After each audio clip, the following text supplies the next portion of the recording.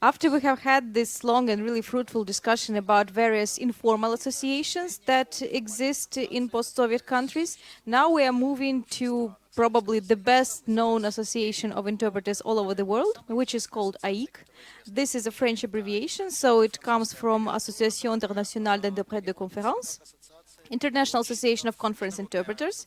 And to better familiarize you with their work, we decided to offer you a tandem presentation. On one side, we have Julia Poger, who is an AIIC member, an interpreter who works, by the way, in one of our language pairs because she has English A and Russian B. She is an interpreter trainer. She is an author of Know Your Worth course, which is dedicated to marketing of interpreters. And she also is one of the organizers of Cambridge Intensive Course for Interpreters. So, well, you can see that Julia has her hands full, even in the era of online. And our second presenter is Andrii Biesiedin, my dear friend and colleague, who has actually become the first ever AIIC member from Ukraine, with Ukrainian as a language, in the all years of existence of AIIC organization. And they both are going to give you their view on why interpreters need AIIC, why they should join, why they should stay, what are the benefits. So the floor is yours. Hello, everyone. Can you hear me okay? Yes, we can. Thanks. So it's really good to be here, and it's great to see you, Anna and Vika, again. It's been far too long. The pleasure is all ours. I can't wait for COVID to be completely over so I can get there in person one of these days. Could somebody show our slides, please? Great, thank you. Before we begin and start talking about what AIIC stands for and why this is very relevant for Ukrainian interpreters, we wanted to make this as interactive as possible. So we've set up a Mentimeter Poll, and we'd like to ask you to get your phones out, to go to menti.com and type in the code that you see there, or just scan the QR code so that you'll be ready for our polls and our questions. And there may be a surprise at the end of them. We'll see.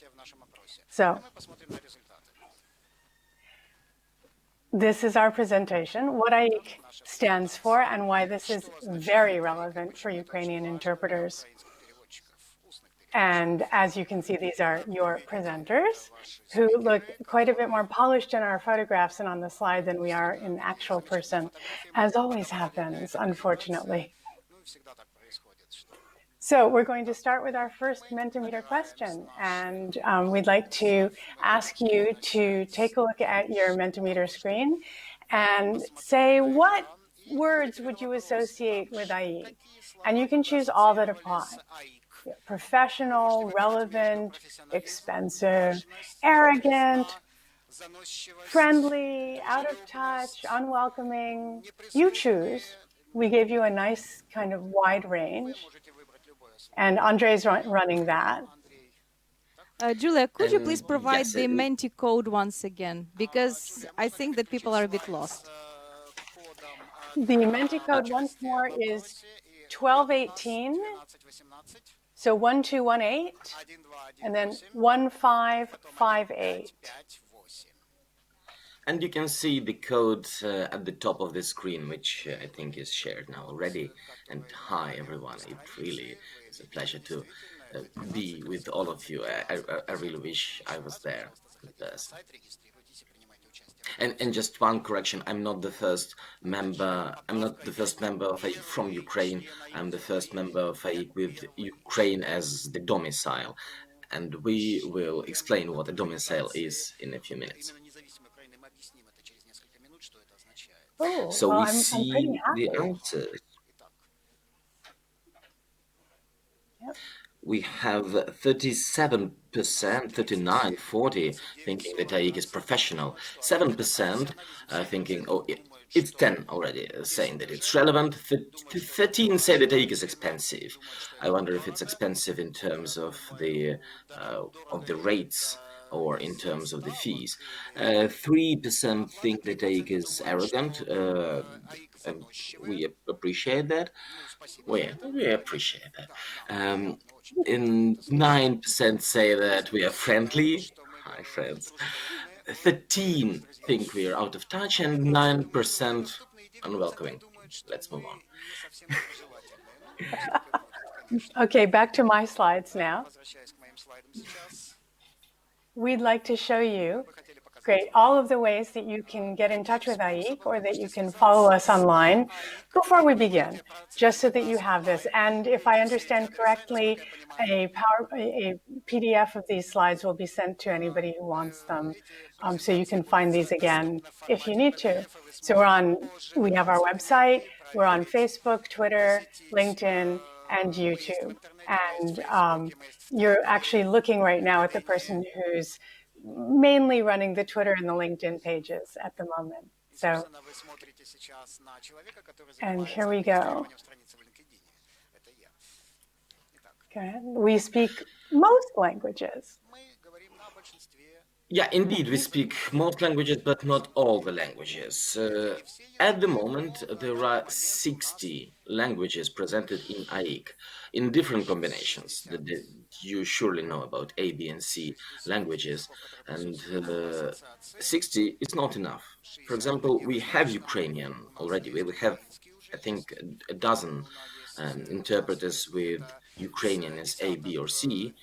But, for example, we don't have the Crimean Tatar language. And a dozen is not enough. Other neighboring countries have 100, over 100, the languages of other countries, say, they have over 100 mentions in the AIIC database. It's difficult to say the number of people because the combinations might be different. But what we want to say is that there's still place for many languages in AIIC, and we need more. If we have 3 people who presented at the previous in the previous panel, and they managed to make fantastic things in a group of 3, imagine what a group of 3,000 can do. And we know for sure that in Ukraine we have hundreds of conference interpreters. I'm pretty sure it's over 300 at least. So we can really make big things if we come together. And as the last speaker said, together we are stronger. And so we've been able to build a path for the next generations to follow. And regarding the next generations, there are still active members of AIIC who joined the organization in 1958. Well, that there is a person who is a honorary president of AIIC who founded the organization in 1953, but there are active members who joined in 1958, 1960, and they still are active, which means if they are with AIIC for more than half a century, then it probably is worth of something. So this slide represents that 3,000 participants, 3,000 interpreters who come together and who have to decide something. It might really be a complicated thing, as once again, as Elnur said, that if you're over 5, things might get tricky, and it's natural.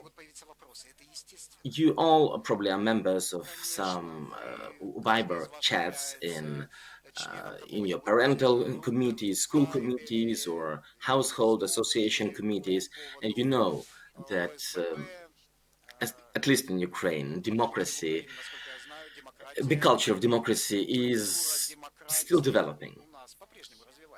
We did not have a functioning association.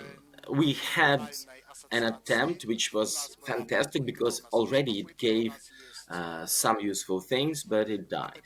We have other attempts to make an association. It's also great, but sometimes they're out of touch with the practitioners, with the conference interpreters. So imagine that, and there is an association who stayed together, who didn't die. They continue for since 1953. And yes, sometimes it is big and decisions take time. So from my personal experience, whenever you have expectations that AIIC should do things fast, we have to have patience, but it does things fast. For example, the guidance on distance interpreting were published a month into the pandemics. So it's possible to do things fast. And the smaller ship, I mean, the big ship is like an aircraft carrier, a carrier ship. It might be big and it takes time to maneuver, but there are smaller ships which are regions. A region is a semi-autonomous, and Julia will correct me if I'm wrong. It's a group within a certain region. Usually it is a country, but sometimes it is more than a country. It is a group of AIIC members who manage certain things adapted to their local conditions, and they do it on their own. And it all merges into the biggest structure, and the whole AIIC is like a fleet of vessels of different size, but they all create a really strong squadron, their mud. Thank you, Andrei.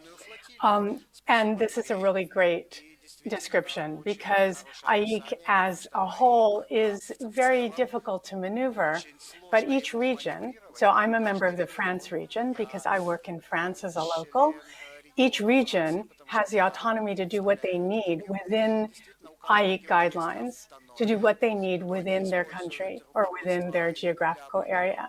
At the moment, Ukraine is not a region. You only have one person, and that's a bit small. You need at least a secretary and a treasurer, at least, to make the whole region. I think that the number is 30.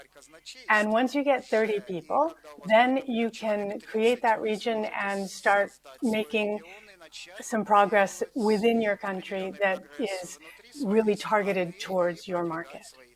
So let's move on to the next slide, which is talking about AIIC initiatives worldwide. As you can see, one of the things that we provide is a way for people to check on your official language combination. There's nowhere else that will actually show that you can speak the languages that you say you can, and that you can work into and out of the languages you say you can. We're the ones who came up with the A, B, and C classification, and it certainly helps to have a large association confirm the fact that, yes, I can actually work into Russian. We also provide, obviously, networking. And one of the bigger things that we do that has been very helpful to me, both as a conference interpreter and as an interpreter on the private market, are the collectively bargained agreements with international organizations. As you may know, many different countries and groups of countries are very much against things like price fixing. And in this particular instance, we are allowed to talk about the prices that we charge when we work for international organizations because we have these agreements. We can also point to these agreements for working conditions, for the fact that we never work alone in the booth, ever, ever. And in fact, when we're working biactively, especially with international organizations, we are 3 in the booth working in 2 directions.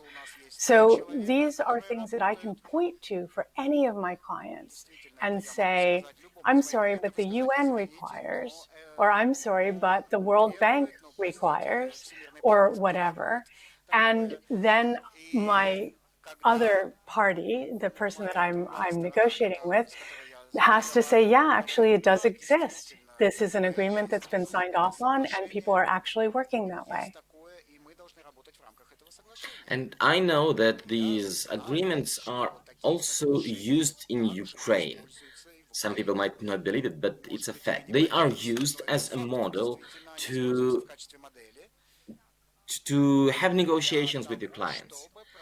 People refer to the agreed rates And you also have to remember that the agreed rate is with an international organization, and it's before tax. I mean, it's not taxable, so you have to add taxes. You have to add all other expenses to the rates, and you can use it as a starting stone, as a reference. You can come to your client and say, "See, an international organization, which usually they don't have a budget like a private organization has, they agreed to pay this rate. So this is what I charge. This is a minimum reference rate, and I can charge more. And it's doable, that's for sure. And many things we now are taking for granted, like working conditions, like a comfortable booth, they have already been developed by AIIC in the past. The standards have been developed in the past, and we are now using the fruits of it. Even the notion of, say, a day fee instead of an hourly fee. The Ukrainian interpreters who introduced this idea, they took it from the West, they took it from AIIC, they saw that it works there, that it's good and effective, and this already is an achievement that, at least in the Kiev market, we've been using for 20 years, I think, or something, or even more probably. So there are many things which have already been proposed and developed by AIIC, and I just want to remind that AIIC is us, just as the social media channels in AIIC are managed by fellow colleagues. It's not like a paid position to manage a Twitter channel. It's a volunteer effort. So all this is essentially a volunteer effort. This is what we do for ourselves and to help other interpreters. And that's why I think, has been thriving for 70 years, because people are creating it for themselves. But we, the interpreters, are doing things for us to make it convenient for us. And here's a good example. AIIC has already been there to try and get rid of things like this. Thank God. Because I have been there, I have interpreted under these conditions, and it is not fun. So, just moving on. Yeah.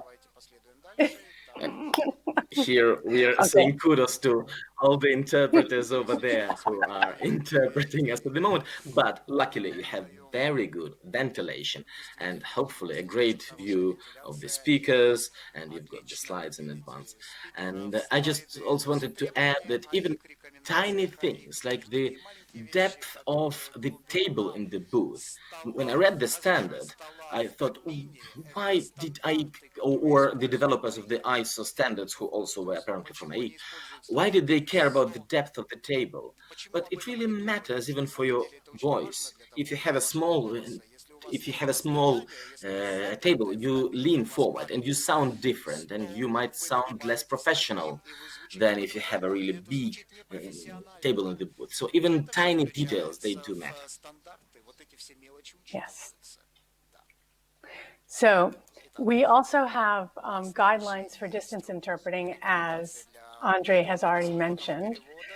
This is a page on our website for the specialized bodies in AIIC and their work on best practice recommendations. Did you want to say anything too? Yeah. You see a large link which is intended for the PDF users. So when you're getting the PDF after the presentation, you can copy and paste the link, or maybe even click it, but use the search function on the website.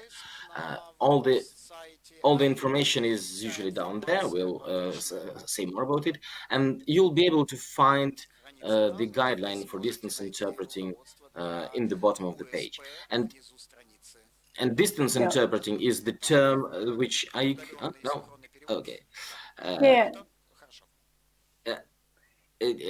distance interpreting is Julia, go ahead. It's the umbrella term that we decided to use, because there are so many different ways of classifying interpreting when either the interpreter is not on site, but everybody else is, or the interpreter is on site, but the delegates are not, or everybody's on site except for one speaker, and so on and so forth. So sometimes people have become very confused with things like RSI versus VRI versus God only knows what all else. And distance interpreting is just the overall way we classify it.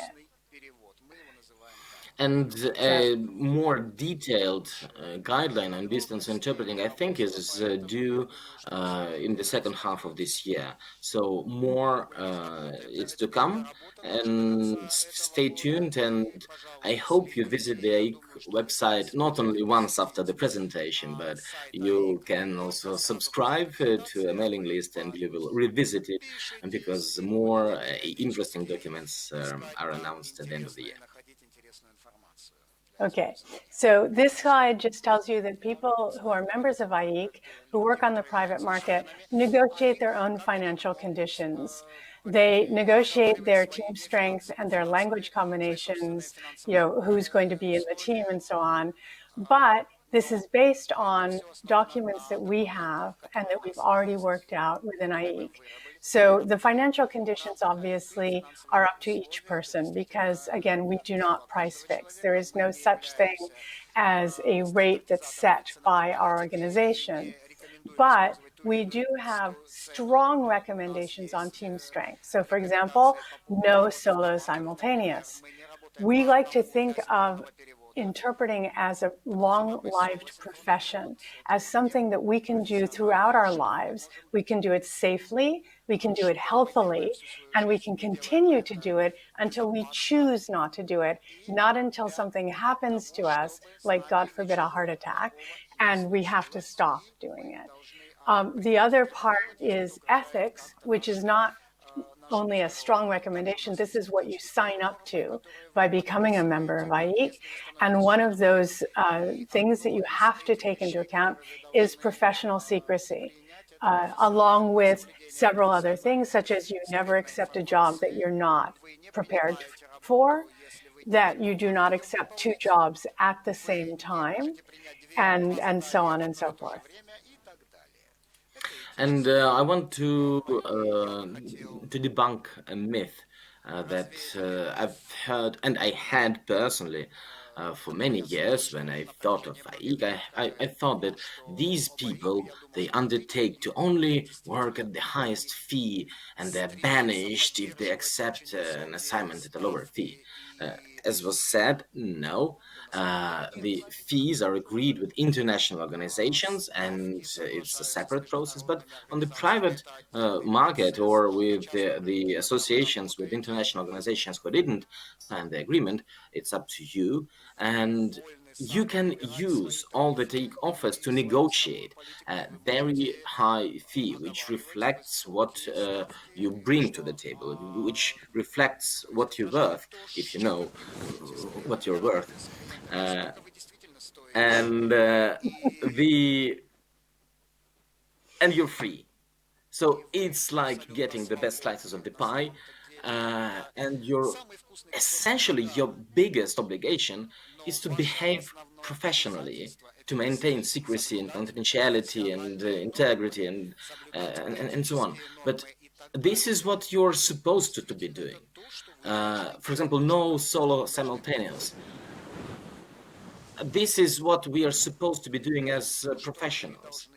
I've heard a very nice definition, I think from Olga Glotova, that a professional is someone, I will say it in English and then I will say the original in Russian to help the interpreters. A professional is someone who doesn't let things slide. Профессионал — это тот, кто не надеется, что прокатит. So if we are professionals, we want to make sure that things are always at the best, and that's why we don't. It's one of the reasons. It's one of the many reasons we don't work solo simultaneous, or we don't we don't cut corners, because we want to make it to the best and to enjoy it in the process and to stay healthy in the process, which is very, very important now. Yeah. So as we've already said once or twice, AIIC stands or falls through its individual members. We rely on our members, such as Andrii, and any of you who want to join, to maintain our reputation, to ensure our future and the future of the whole profession. We want to enhance the future of dialogue and make sure that people can communicate all over the world. But in order to do that, we all need to walk the talk. And we all need to provide true professionalism and value, as Andrii was just saying. And it's also the future of the profession. Also, it depends on you, especially in Ukraine, when we don't have our own experience of building a solid association. We can use the experience that has been developed already and to come together under this umbrella. And for me personally, one of the reasons why I am a member of AIIC and why I speak now to explain what AIIC means to you is so that we would all come together around these values of professional ethics, of professional standards, because if we get together, it gets better for each and every of us. Yes, exactly. Well said, Andrii. So we come back to our Mentimeter and we have a quiz on who can join AIIC. So any linguist, any professional interpreter who accepts its rules, any conference interpreter with 150 days of experience, or any conference interpreter with 5 years of experience. So, and here we go. You have a minute. And the countdown has started. You have 50 seconds to answer. Yeah, I hope that people are on Menti now and answering the questions. We do too. We will see it now in a second.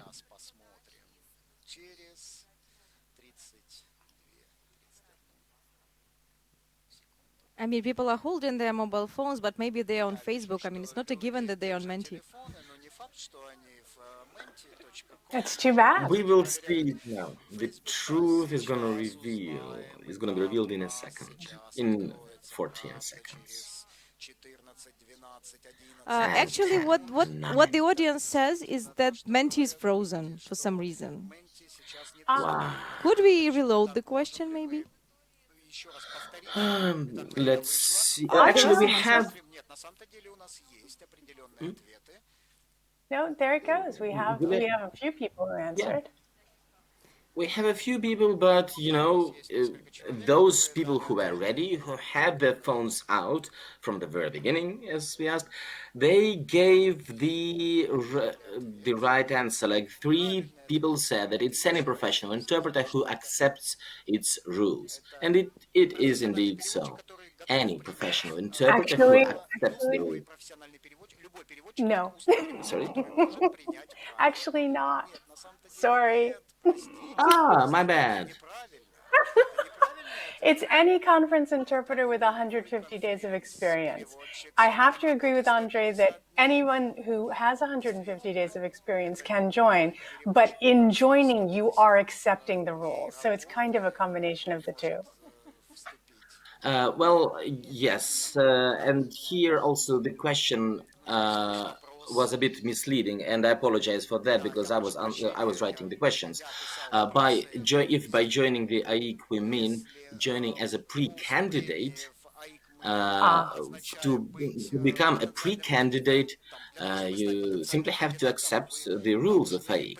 If you want to join as a member, it takes a bit higher standard, and we are going to explain it in a few minutes.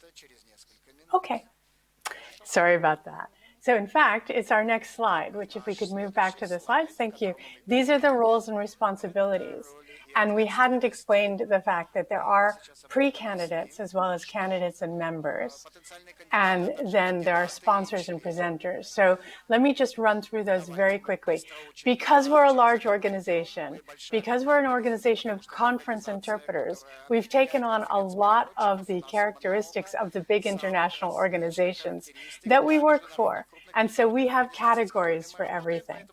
So a pre-candidate is somebody who wants to become a member of AIIC, but is not yet able to because they don't fulfill all of the other criteria.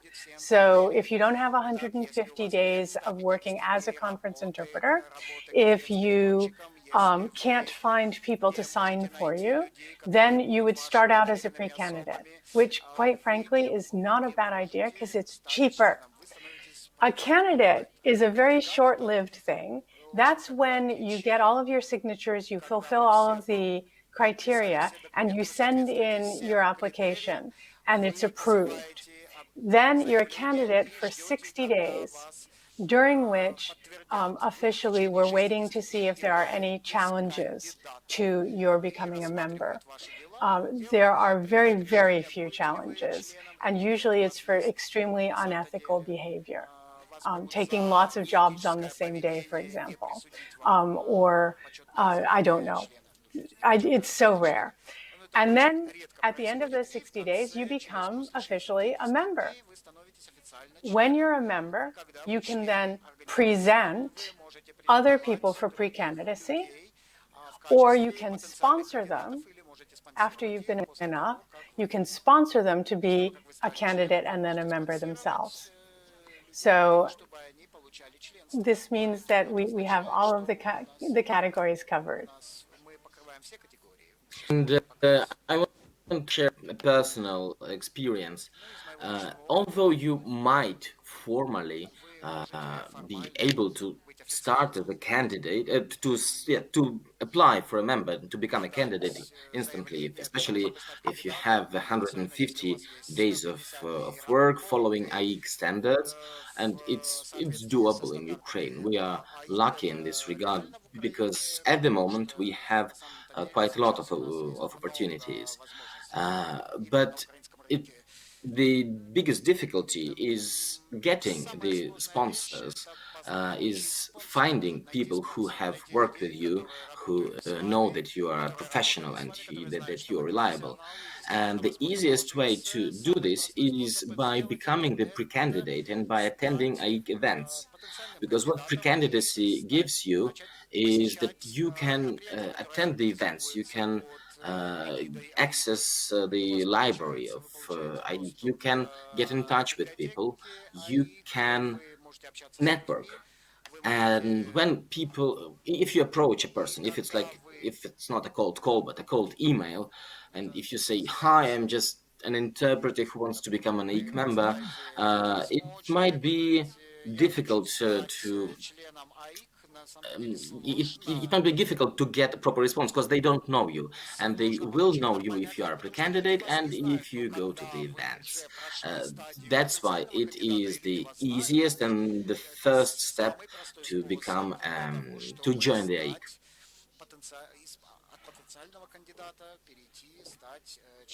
So what is AIIC looking for in its members and in its pre-candidates as well? We're looking for all of these different qualities, and especially professionalism, solidarity, and reliability and confidentiality. We are very, very much in favor of finding new members who can help us in all of these areas. Enough said, like, what can I add here? Moving on. We have another Mentimeter quiz. Hopefully this time it won't freeze so much, but here we go. Mentimeter quiz number 2. What are pre-candidate presenters certifying?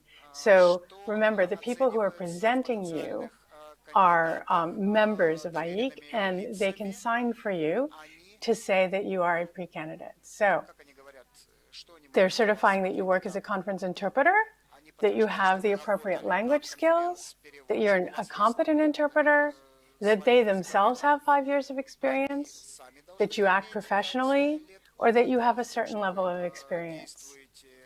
So let's see. That's our leaderboard. It looks I like like the people have name. already answered the second question, and we only see the leaderboard after the quiz. We don't see them answering in real time, so maybe we can proceed to the actually to the next Well, bit. let me at least answer what it is. So pre-candidate presenters are only certifying that you work as a conference interpreter. So basically that means that if you've been working and you can go up to anybody, including Andrii, who's just become a member, and he is allowed to sign for you to say that you could be a pre-candidate. And in fact, my own presenters were an Italian A who had no Russian anywhere, and I can't even remember, a Spanish A and an English A. And it was just, it didn't matter who they were, what languages they had. It just mattered that they were members of AIIC and that they could certify that I work as a conference interpreter. So here we go onto our slides again. If we can go back. Thank you. How to become a pre-candidate. First steps to apply, and it's pretty easy, is create an account, register your mailing address, so where you would receive your post, and read and accept the rules of the association. So you would go to Home, Join AIIC, the application process, and the application process explained.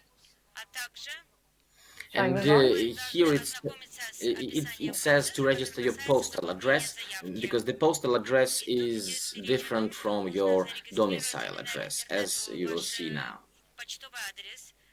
Okay.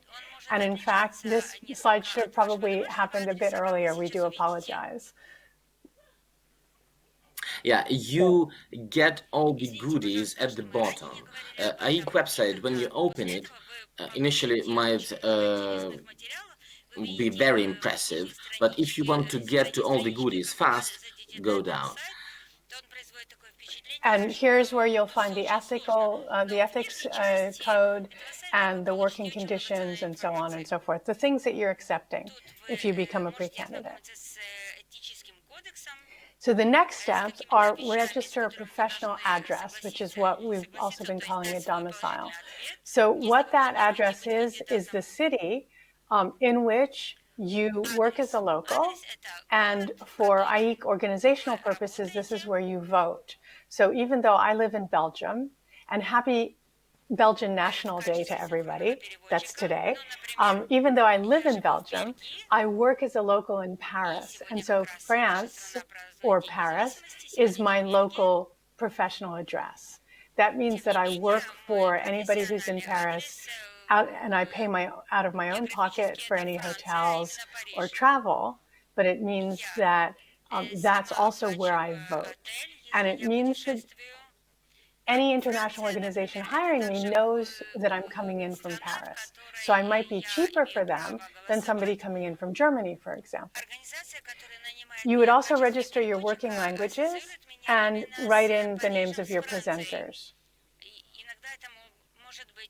And you can live in one country and have a registered domicile in another country if that makes business sense for you. Like if you live, for example, I know a colleague who comes back and forth, who lives in one country and then she visits another country for a very, very long period of time. But she has to choose one. Because otherwise it gets very complicated and there are all sorts of difficulties. So and now it's a bit easier with distant interpretation. At least we'll see until the next guideline comes out.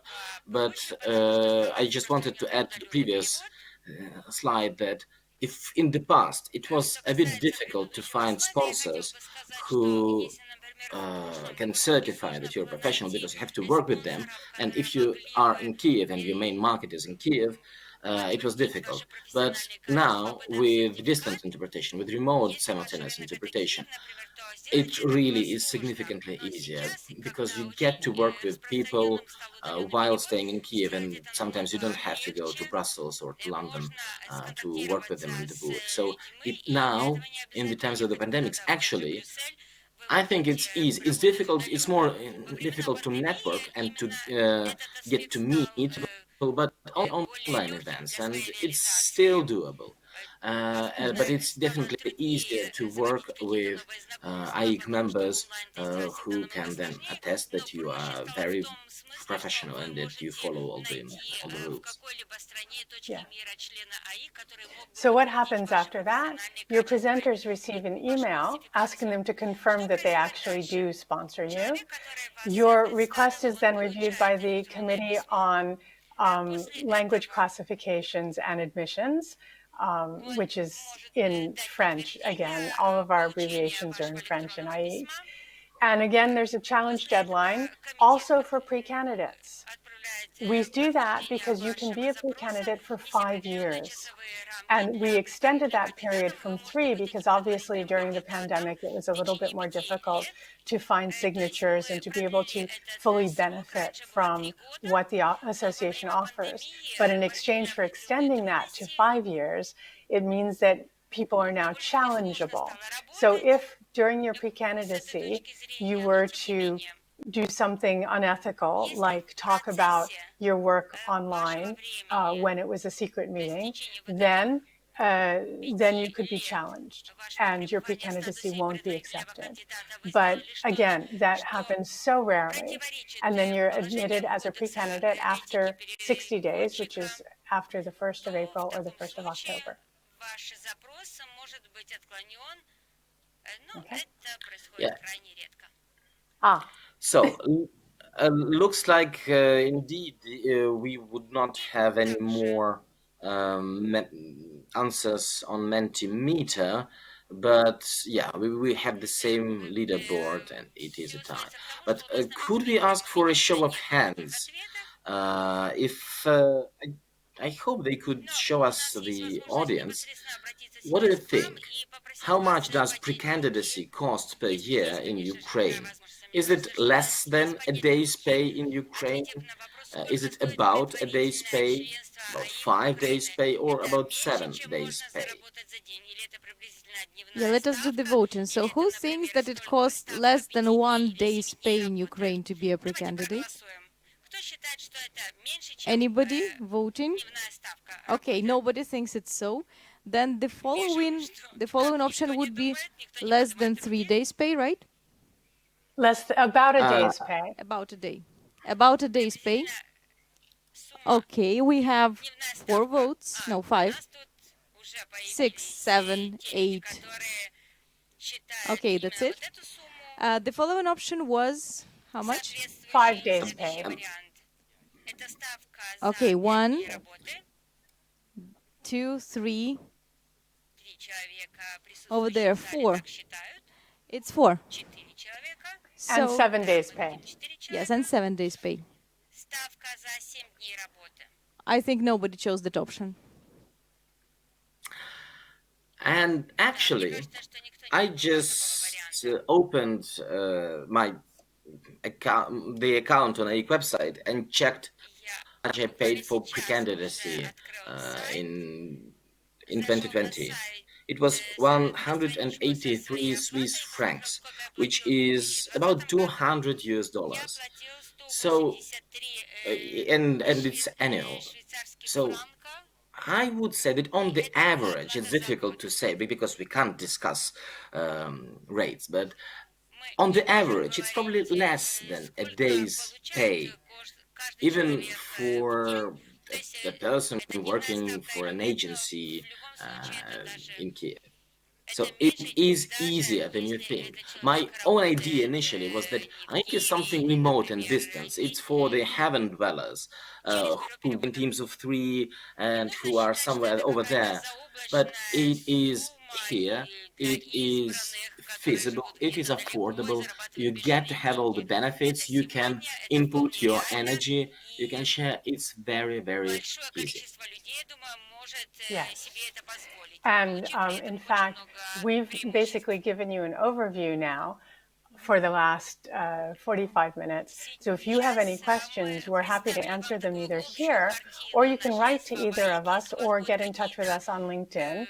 and ask us there. And we're very happy to help because, quite frankly, I never thought that AIIC was standoffish or very forbidding because my teachers were all members of AIIC. And when I went to interpreting school out in Monterey years ago, I'm not even going to tell you how long ago, and they all talked about it as something that was great for the profession. It was something that helped safeguard our health. It helped us to network and to get work. And I wanted to be a member desperately ever since I was a student. Unfortunately, I had to wait until I moved to Europe to be able to become a member, because with Russian in my combination being based in the United States, there was only one AIIC member with Russian in the entire country. Whereas now I'm in Europe, it's a little bit easier. You guys don't have a region yet, and so the world is your oyster. You can get sponsors or presenters from any region. And in fact, presenters can come from any region. But sponsors, if you choose to become members, they can come from anywhere in the world, as long as they are already an AIIC member and they've been a member for 5 years. So until you become a region, things are easier for you. So I guess we should And catch I the want to opportunity. add, indeed, that's true. And I wanted to add that Ukrainian is still an underrepresented language in AIIC, especially Ukrainian A's with the domicile in Ukraine.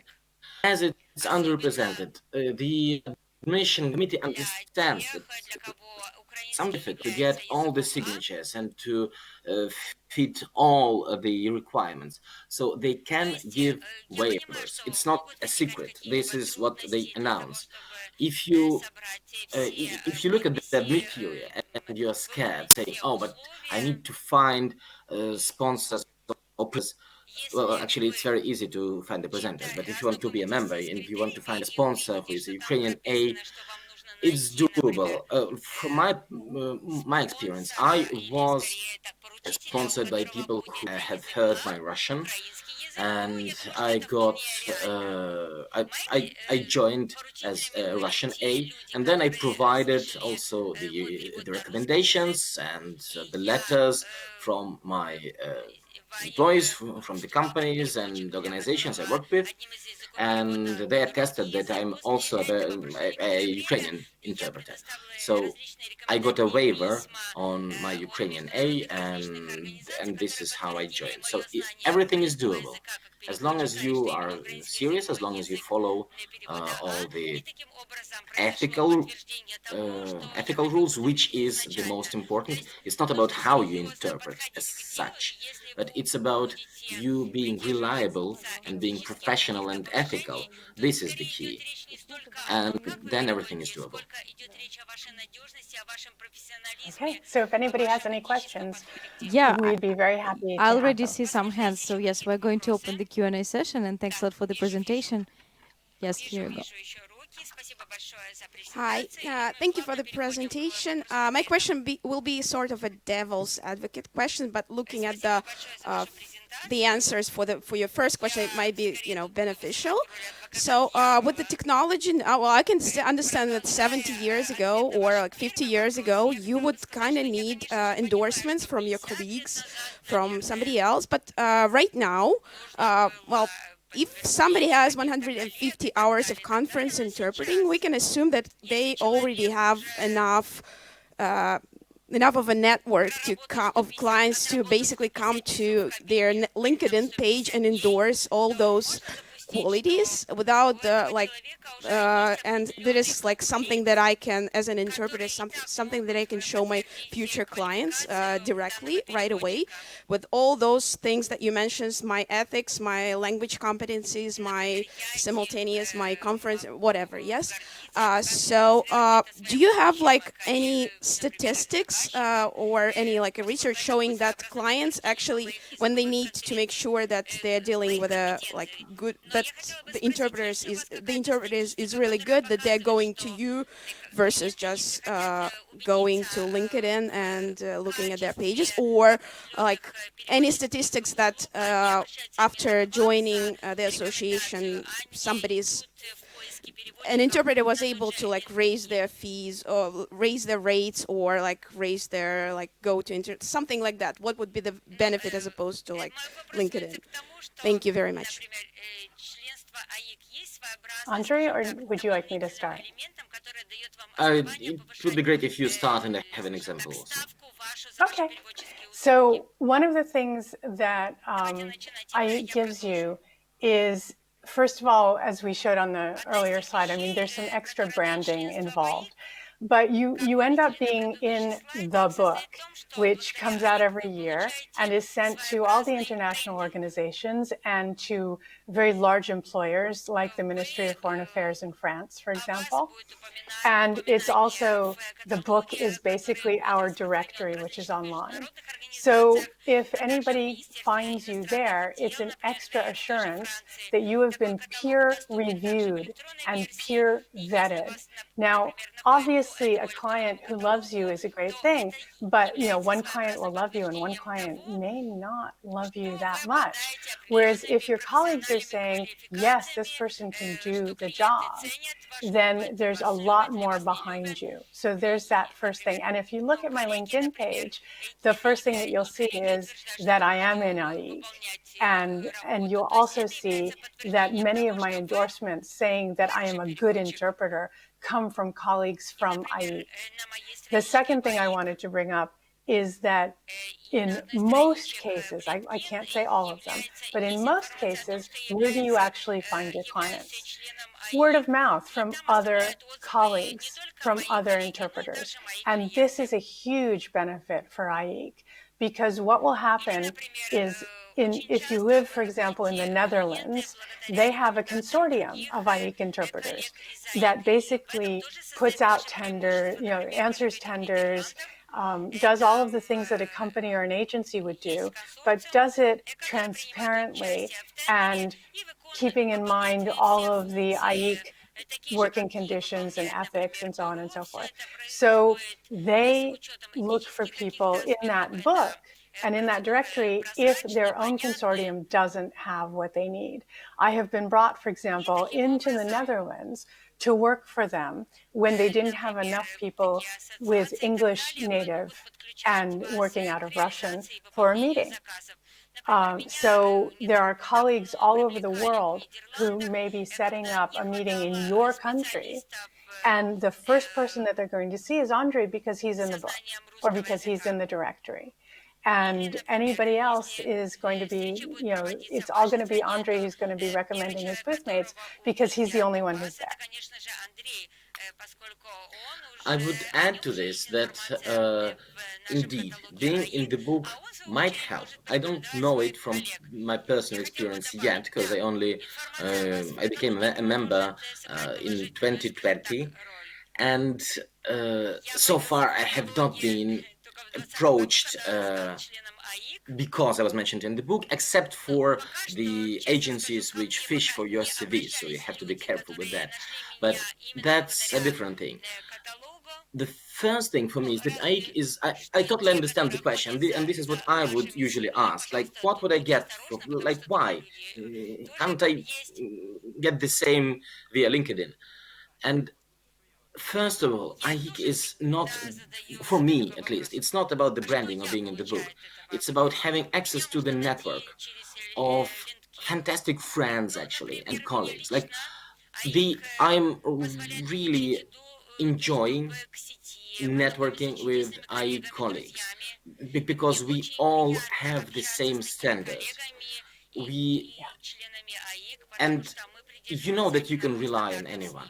That yes, you might, for example, like that colleague more than the other one, but if you end up in the booth, it will work out anyway. And it's not always so if it's just an unknown interpreter.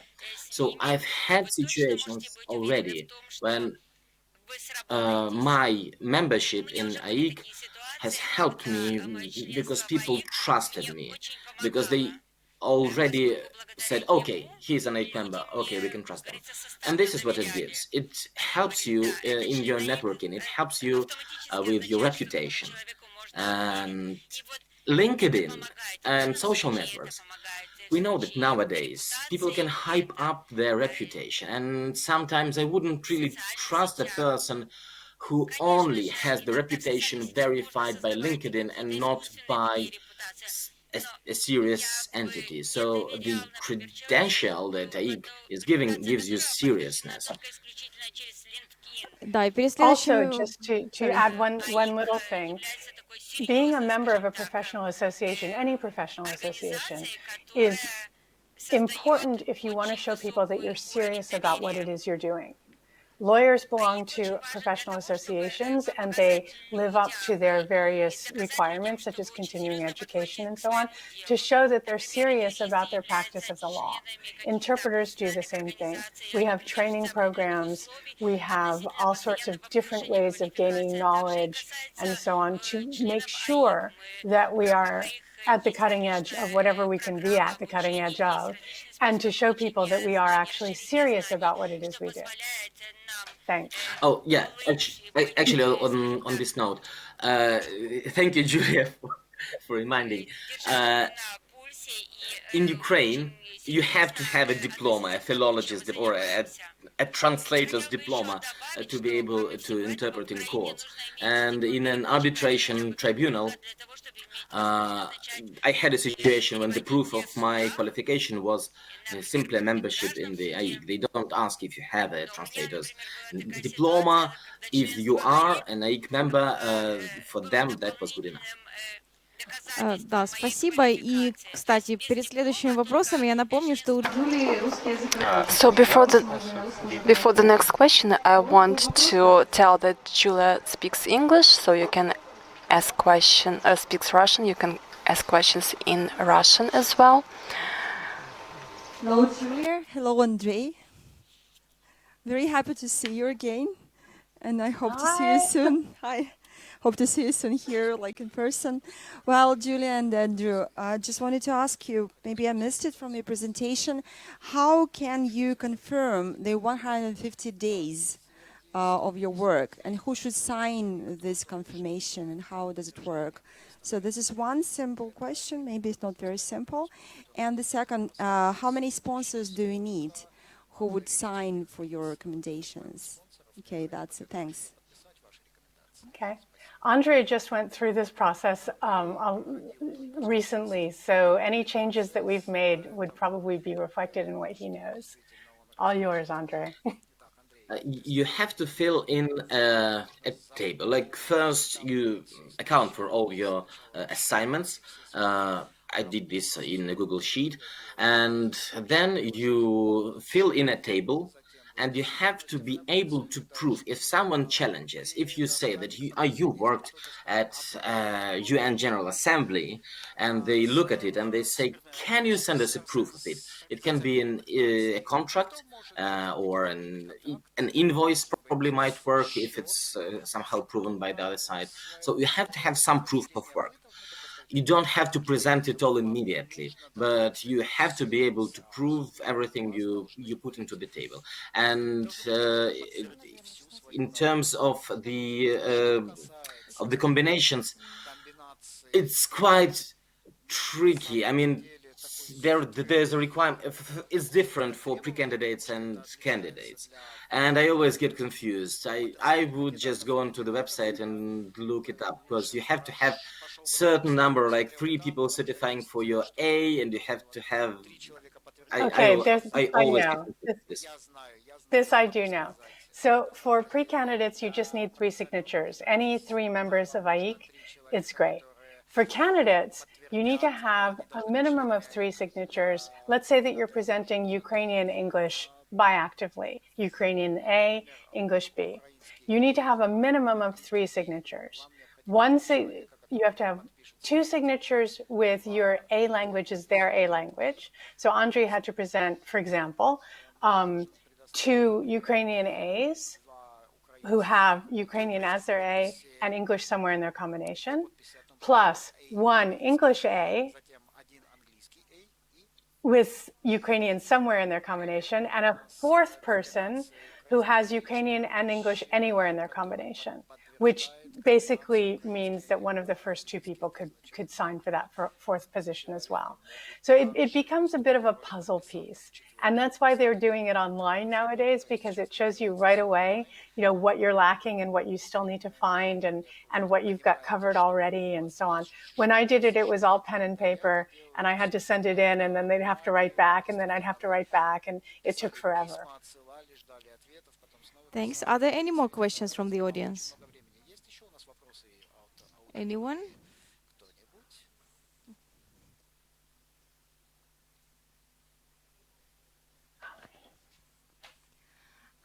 Thank you for a wonderful presentation. It was very interesting. Andrii, my question is rather for you. So why do you think you are the only AIIC interpreter from Ukraine? So is that because people do not see the benefits of joining AIIC, or is it because it is too complicated, the procedures and everything? So what do you think? It's difficult for me to say. I don't know. I think I might be the only one who tried. Because actually, it's not so difficult. I thought it might be difficult. But when you try it, it's not as difficult as it seems. So I think this is it. Others probably were scared, or they didn't have enough motivation. I just tried, and here it is. It's not that difficult. Yeah, I guess it was the case that you just have to ask, or you have to knock on doors, or buy a lottery ticket. Okay, I'll spare you the metaphor. Well, I guess that we have had plenty of food for thought, and we're all ready for our watermelon break. And to you, Julia and Andrei, thanks a lot for being with us today. Too bad that you're only doing it remotely. It would have been so much better if we could really engage in a lively discussion with you here, and we hope to see you next year, one of the following years. Anyway, thanks a lot. Definitely. That would be great. Thank you so much for inviting us. Thank you. Thank you. Looking forward to being with you next year.